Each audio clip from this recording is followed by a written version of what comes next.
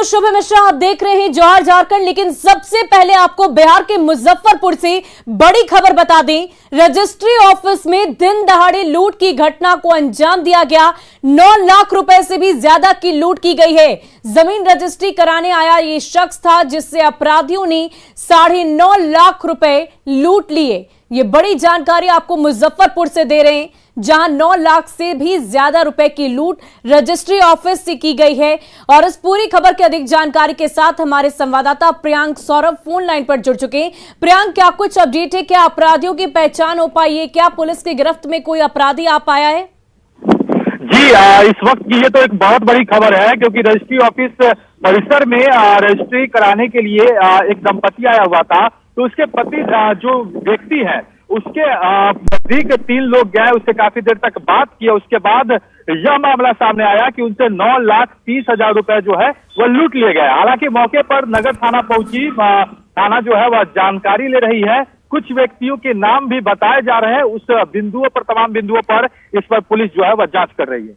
जी, बहुत बहुत शुक्रिया हमारे साथ जुड़ने के लिए प्रियांक, तमाम जानकारी के लिए। तो मुजफ्फरपुर से ये बड़ी जानकारी आप तक पहुंचा रहे थे, जहां 9.5 लाख रुपए से भी ज्यादा रुपए की लूट कर ली गई है। रजिस्ट्री ऑफिस में रजिस्ट्री जमीन की कराने पहुंचे थे और इसी दौरान अपराधियों ने वहां पहुंचकर लूट की इस बड़ी वारदात को अंजाम दे दिया।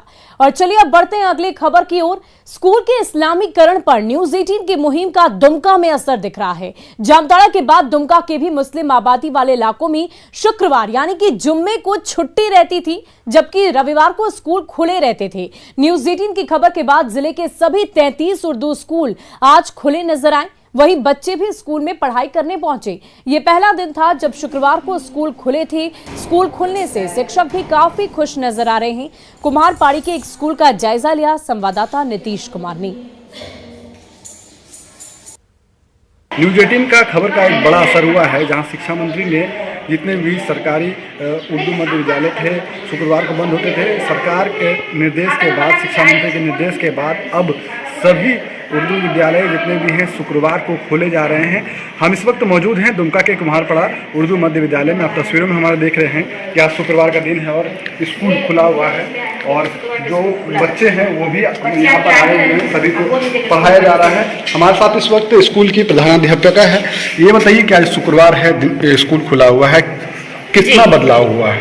बदलाव तो हुआ है, क्योंकि देख ही रहे हैं, हम देख पा रहे हैं हमारे स्कूल में विद्यालय संचालित हो रहा है और बच्चे आए भी हैं, शिक्षिका पढ़ा रही है, एक गार्जियन भी कुछ जरूरी काम से मिलने के लिए आए हैं, तो बदलाव तो है। नियमित रूप से अब हम इस प्रकार ही चलाएंगे, क्योंकि शुक्रवार के दिन पहले अवकाश रहता था और जबकि ये उर्दू की मान्यता इसकी खत्म होगी, ये है ही नहीं, तो इसको हम लोग नियमित चलाएंगे। शुक्रवार के दिन हमारा विद्यालय खुला रहेगा और रविवार के दिन साप्ताहिक अवकाश रहेगा। प्रधानाध्यापिका का कहना है कि सरकार के निर्देश के बाद शुक्रवार को अब स्कूल खुलेगा और रविवार को जिस तरह से अवकाश रहता है अन्य स्कूलों में उसी तरह जारी रहेगा। और इस स्कूल में भी आज शुक्रवार का दिन पे बच्चे भी आए हुए हैं और पढ़ाई जारी है। नीतीश कुमार, न्यूज 18 दुमका। और लोहरदगा के सरकारी उर्दू स्कूल में रविवार की बजाय शुक्रवार को छुट्टी दी जाती है। सिन्हा के 2 ऐसे उर्दू स्कूल हैं जहां जुम्मे के दिन यानी कि शुक्रवार को छुट्टी दी जाती है और रविवार को अपने निर्धारित समय के हिसाब से स्कूल का संचालन होता है। शुक्रवार को छुट्टी को लेकर बाकायदा उर्दू स्कूल में नोटिस बोर्ड भी लगाया गया। उर्दू स्कूल समिति के अध्यक्ष से लेकर प्रखंड शिक्षा पदाधिकारी को भी इसकी जानकारी है। प्रखंड में 2 उर्दू विद्यालय हैं जो शुरू से ही मान लीजिए सरकार के द्वारा खोला गया है और उसमें शुक्रवार के दिन अवकाश रहता है। बाकी विद्यालय सेना प्रखंड में सभी सरकारी विद्यालय हैं, वो अपने टाइम टेबल से शुक्र के दिन अवकाश नहीं रहता है। सर, ये हम लोग का जुम्मा के चलते जुम्मा का शुक्रवार का छुट्टी रहता है और संडे के दिन में स्कूल चालू रहता है सर। और ये हमारे उर्दू स्कूल का 2 पारा टीचर हैं और ये सरकारी टीचर हैं और इसी में सारे बच्चों को पढ़ाई सही ढंग से चल रहा है। और इधर गोड्डा में कितने उर्दू स्कूल चल रहे हैं इसका आंकड़ा जिले के शिक्षा पदाधिकारी के पास तक नहीं है। लेकिन जब स्कूलों के नाम बदलने और शुक्रवार को जबरन छुट्टी मामले ने तुल पकड़ा तो शिक्षा पदाधिकारी ने प्रखंड के अधिकारियों से इसकी विस्तृत जानकारी मांगी है।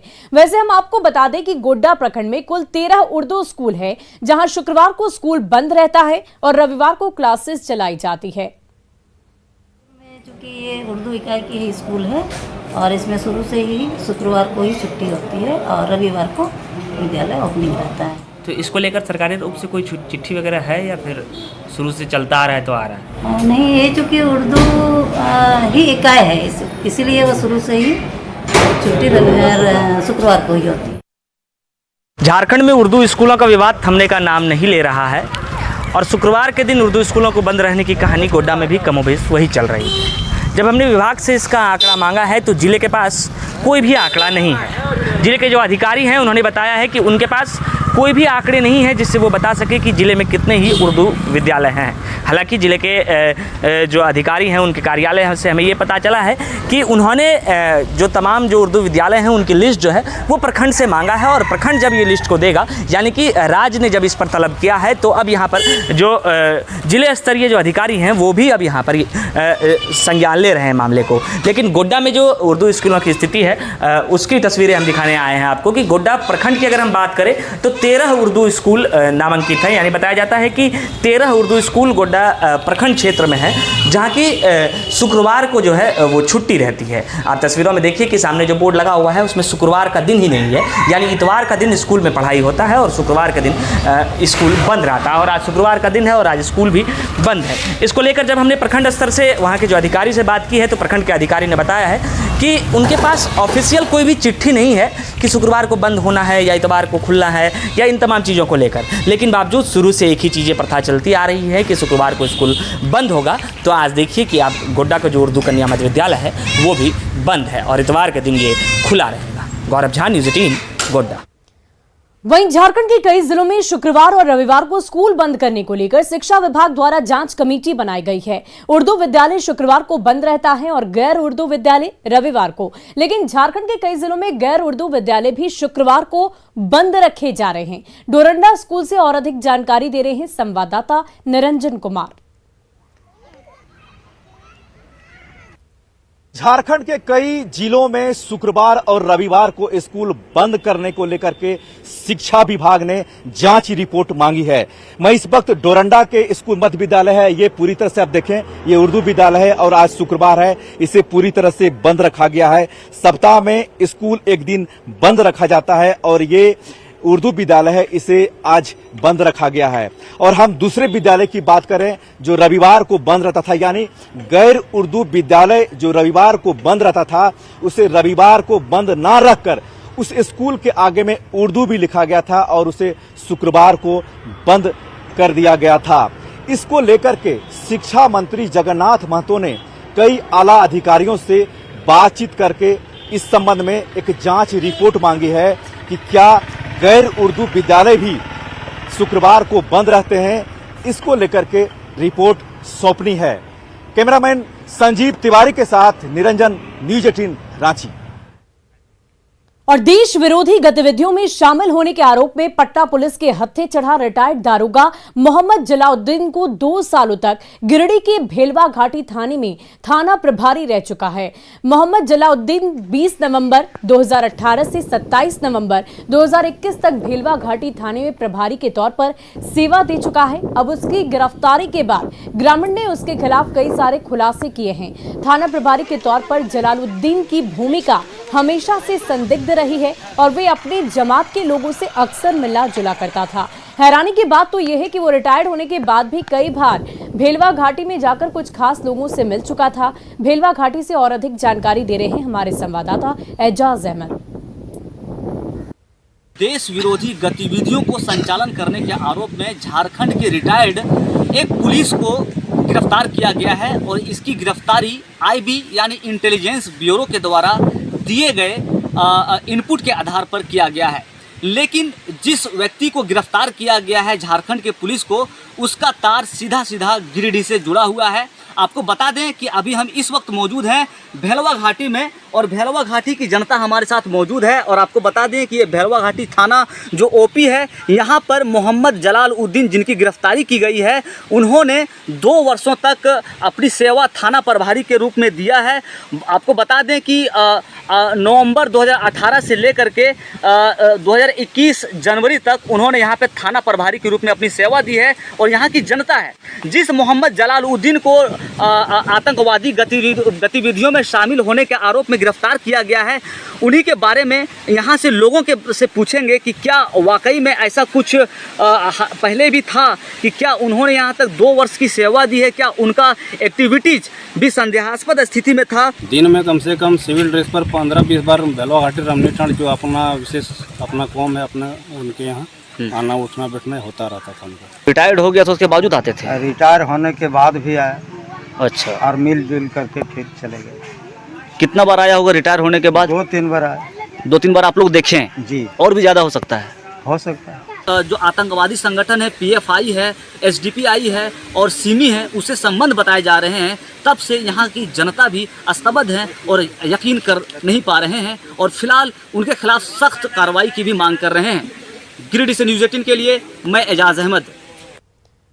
वहीं कोडरमा में स्वास्थ्य विभाग में जांच के नाम पर पैसों का खेल बदस्तूर जारी है। यहां ग्रामीण इलाकों के निजी क्लिनिक की जांच की गई और इस एवज में 10,000 से 40,000 रुपए तक की अवैध वसूली की गई। दरअसल मरकच्चो CHC के प्रभारी चिकित्सा पदाधिकारी की ओर से जांच टीम का गठन किया गया था।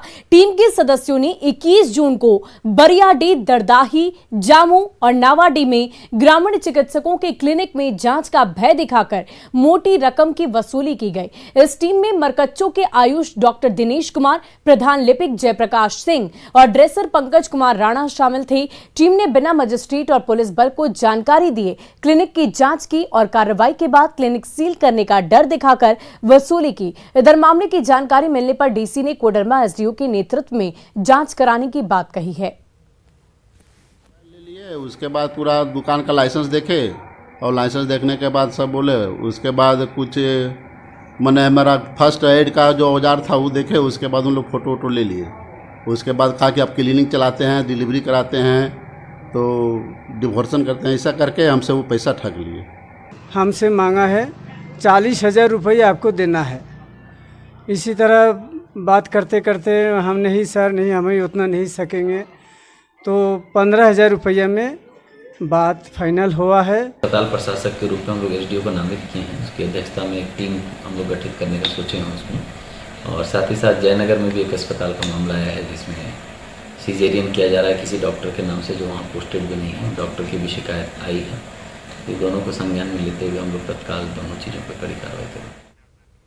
और राजधानी रांची में कोविड-19 के संक्रमण को देखते हुए जिला प्रशासन तैयारियों में जुट गई है। खासकर आने वाले दिनों में कई महत्वपूर्ण पर्व त्योहार हैं और ऐसे में सावन का खास ख्याल रखते हुए धार्मिक स्थल के पास कोविड-19 जांच और वैक्सीनेशन की सुविधा भी उपलब्ध करा दी जाएगी। साथ ही मास्क को लेकर जागरूक किया जाएगा। जिले में संक्रमण ना बढ़े इसका खास ख्याल रखते हुए रांची डीसी ने कई तरह के दिशा निर्देश भी दिए हैं। आने वाले दिनों में रांची रेलवे स्टेशन, एयरपोर्ट में भी जांच तेज की जाएगी। वर्तमान समय में 300 से अधिक कोरोना संक्रमित मरीज जिले में एक्टिव है जो होम आइसोलेशन में हैं।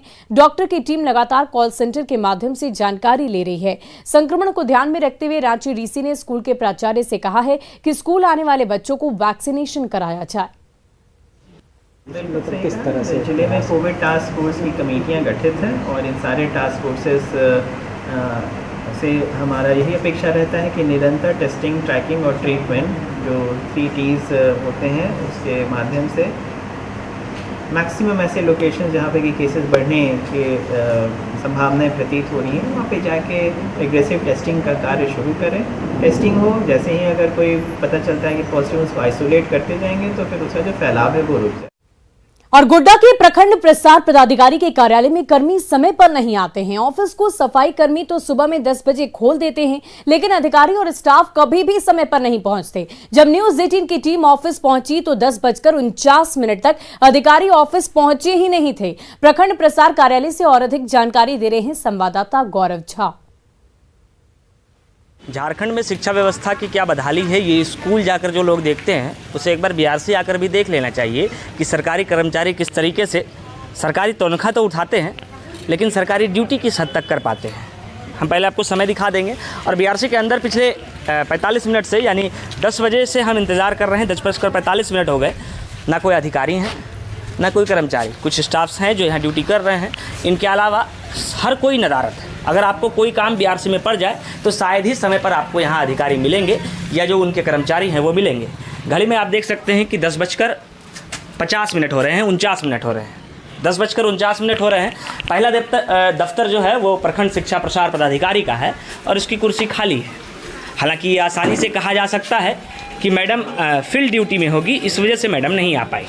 इसके अलावा अंदर की भी जो तस्वीर है वो भी कमोबेश यही है कि जब आप इस दफ्तर के अंदर जाएंगे तो आपको पता चलेगा कि इस दफ्तर के अंदर भी कोई भी कर्मचारी, अगर आपको कोई भी काम लग जाए, किसी भी तरीके की कागजातों की अगर ज़रूरत आपको पड़ जाए तो शायद ही आपको मिलेंगे। एक ये कमरा है जिसमें किताब रखे गए हैं, हालांकि इसमें कोई बैठेगा नहीं, लेकिन एक और जो कमरा है अंदर का, उसे भी आप जब देखेंगे तो उसकी भी बदहाली, सभी कुर्सियाँ खाली मिलेगी। आप देखिए बीआरसी गोड्डा का ये दफ्तर है, 10:50 समय हो रहे हैं और सभी नदारद है, कोई नहीं है इस दफ्तर में कि किसी से कुछ पूछा जाए या कुछ जानकारी लिया जाए। एक सर यहाँ पर बैठे हुए हैं, हम इनसे पूछ लेते हैं कि कौन से पद पे हैं ये और अब तक कोई क्यों नहीं आया। क्या नाम हुआ सर आपका? मेरा नाम तरुण कुमार है। हाँ, कौन से पद पे हैं आप सर?